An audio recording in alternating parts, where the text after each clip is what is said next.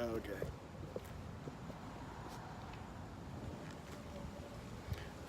Okay, I got a new phone gimbal, so I might have a little problem here and there using this thing because I just got it. But about to walk over to these Kavanaugh protests to see really what's going on with them. I live close to the Supreme Court, so it's nothing for me to go out and see what's going on. And it gives me a good chance to try to use this new gimbal. So while I'm walking over to the protest, probably talk a little bit about Phil the Advice Show. So Phil from Phil the Advice Show is he's really like a pro-black, anti-white YouTuber. And it turns out they found out, the internet at least found out, that his wife was Mexican. And then a lot of people from his broadcast thought that was a portrayal because they saw him as somebody who is pro-black. And they figured that if he's truly pro-black, he'd be married to a black woman. And I guess there's something to be said for that, but I think the main problem with the Phil the Advice Show was that he didn't sit down and really create a robust political philosophy that goes beyond just his actions and is beyond anti-whiteness.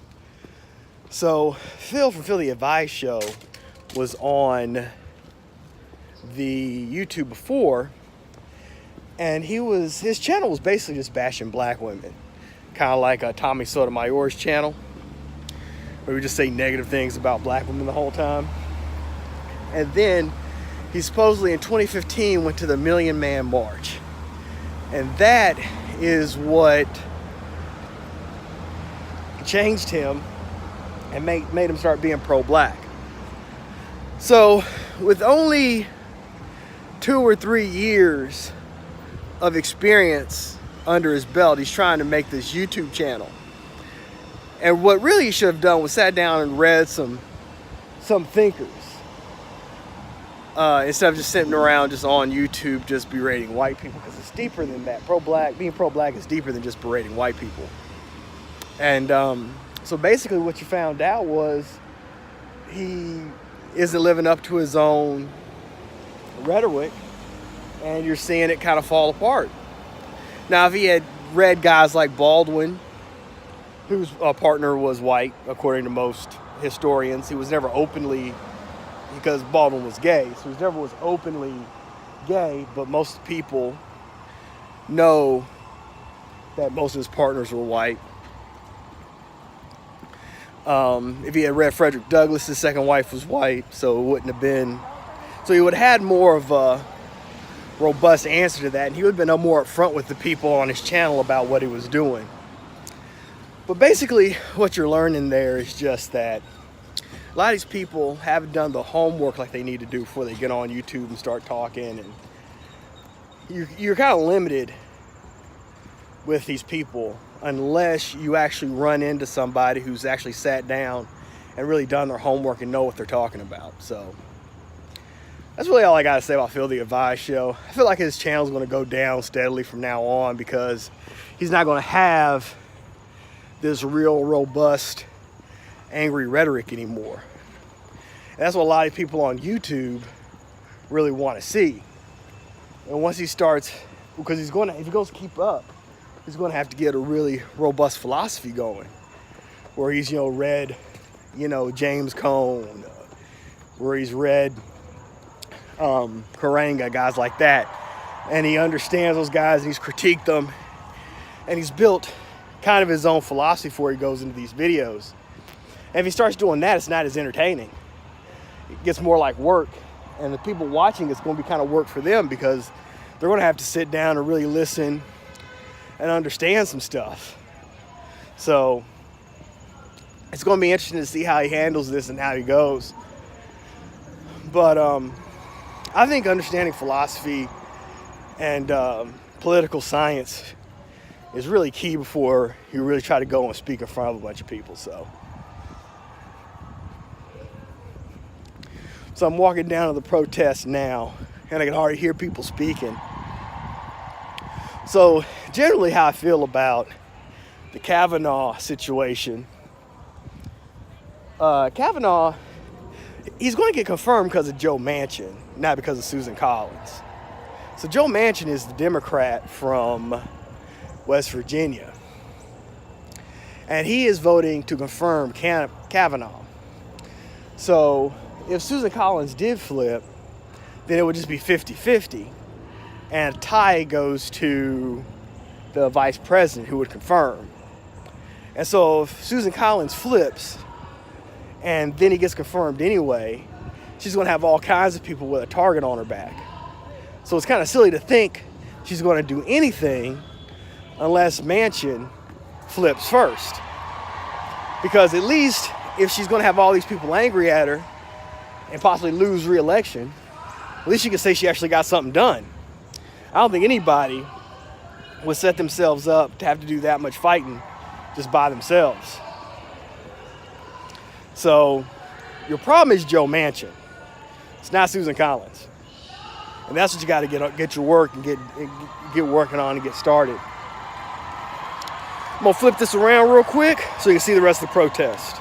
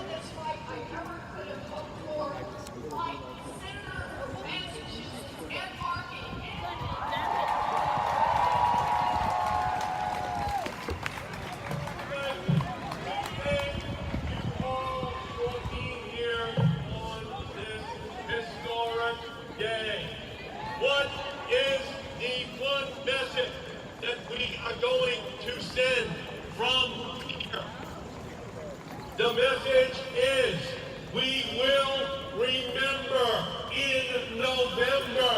We will forget what is happening here today. They have not allowed any senator to see 93% of Brett Kavanaugh's record in the White House. It is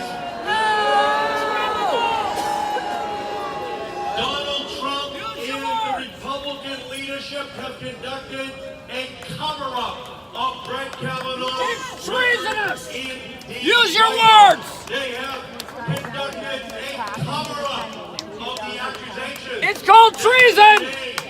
Of those credible witnesses who have information that the FBI should have followed. But it's called treason! And the Republican leadership Cover up! told the FBI They're covering Putin that up! they must not interview, that they must have a cover-up of the personal history of Brett Kavanaugh. So whether it be his political history or his personal history, the Republicans have engaged in a cover-up so they can ramrod Brett Kavanaugh onto the Supreme Court of the United States to accomplish a goal which Donald Trump said that the Republicans were going to accomplish, that they were going to name someone to the Supreme Court who would overturn Roe versus Wade. They would name someone to the Supreme Court who would overturn the Affordable Care Act.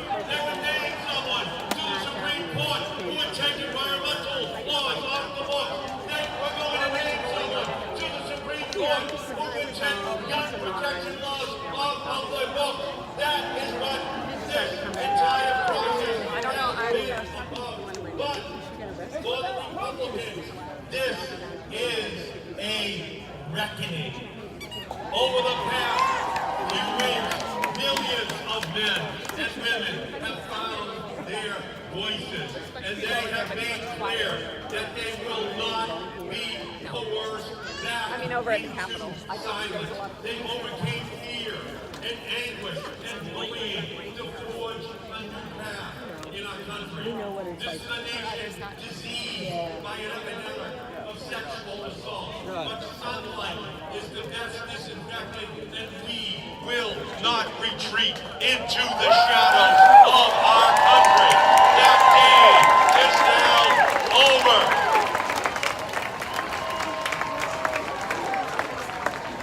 Our fight has not been in vain. We will use our solidarity to lift up the stories of survivors. No matter how powerful the accused, we will listen. No matter how long it takes, we will demand justice. This is not defeat. This is the beginning of a revolution that is going to take place.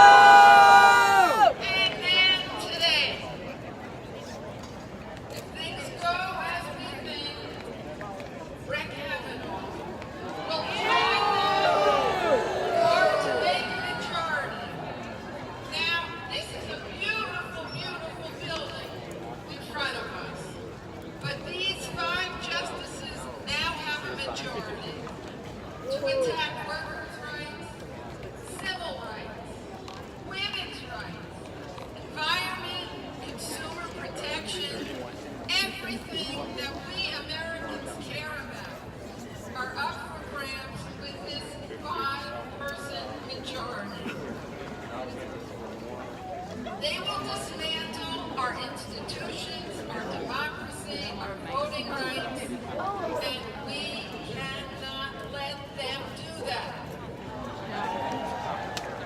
And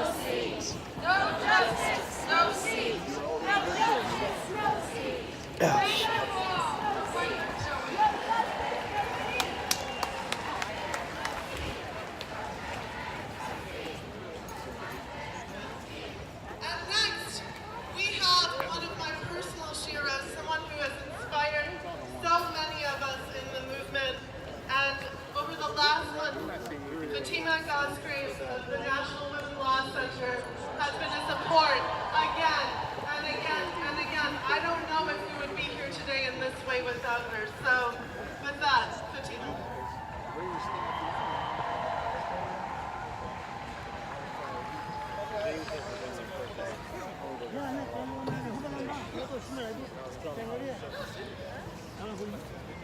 So I'm standing here, and I gotta admit, I'm feeling a little angry. I'm feeling frustrated, but I am not feeling defeated. I can't look around here and feel defeated. It's all you that are giving me hope. Giving me hope even as the Senate finishes all of this with this vote that they're about to take. You're giving me hope as they're about to take their careers away. They're about to put their legacy on the line. I just don't like him. Like, I just. And then our children and their children now decide where they are. But what do they do when the Senate would have a sexual violence hearing? What does the Senate do when it would now serve and protect or deny and ensure that it will not forever be hit? When I know that all of you are going to be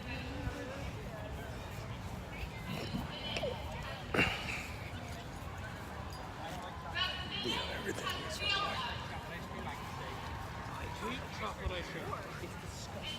know what?